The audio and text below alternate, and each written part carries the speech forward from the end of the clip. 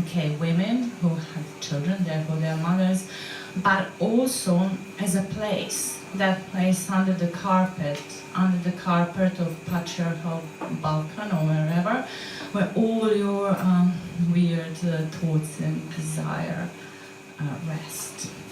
So I'm going to read from that text. First, you would hear the metal garden gates, a loud bang, and then her high heels smashing the concrete with the power of a CEO, causing a tight mixture of anticipation, anxiety, and a weird feeling of guilt, for no obvious reason. Mommy is home, with suitcases full of sweets for children and nicely packed stories for grown-ups.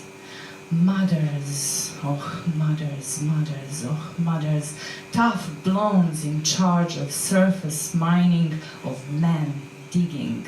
He's alive, he's well, he's inside, earning, producing.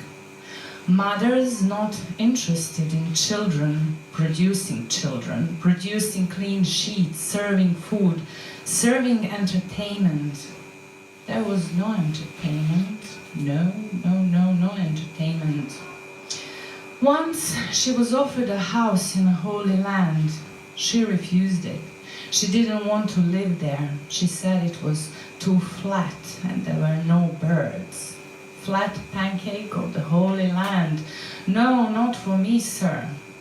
She also said it in some countries where she was on her business trips, there were no cotton pants.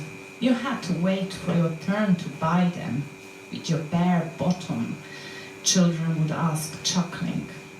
And that in other place, women had the longest legs she had ever seen, and they were drinking for a medal, smashing their long, bony knees on old cobbled streets.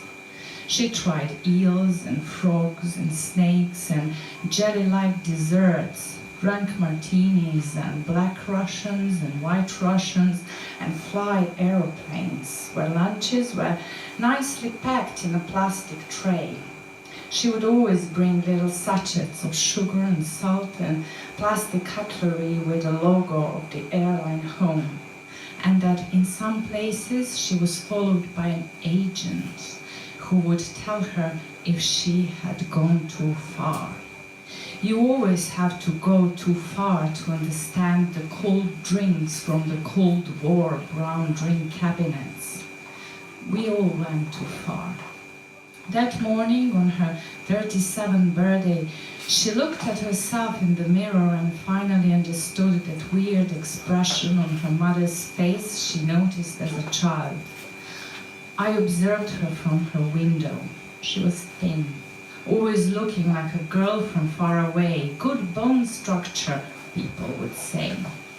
Now in her memory it was always sunset, rooftops and treetops, sinking slowly into the sticky apricot sunset jam. Everything was floating there, and her mother floating there too, weightless, smoking. Smoking like those cowboys and horses, riding off into the horizon, smoking like those French stars in their convertibles curving above the Mediterranean, smoking like a free woman lingering in a bar ready for some new loving, like a secret agent, like Bond, James Bond. That was how she looked to her, puffing those hours and hours away, floating in warm sunsets. But her weird expression was always a mystery, until that morning when she saw her own face in the mirror, swollen eyes and endless boredom. Yes, that's it. Her mother was bored.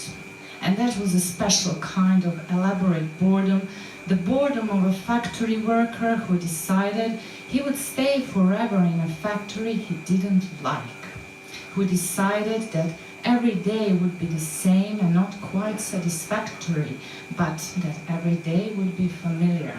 And that was good enough. Not the boredom one feels when there's nothing to do. This was boredom where everything was boring. The very essence of her universe was boring.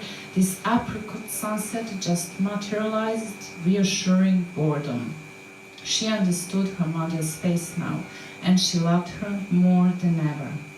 Around the place where she was smoking, a circle of cigarette butts was spreading like an upside-down halo, like a little stage, waiting for her to come back and conduct yet another magnificent sunset of trails.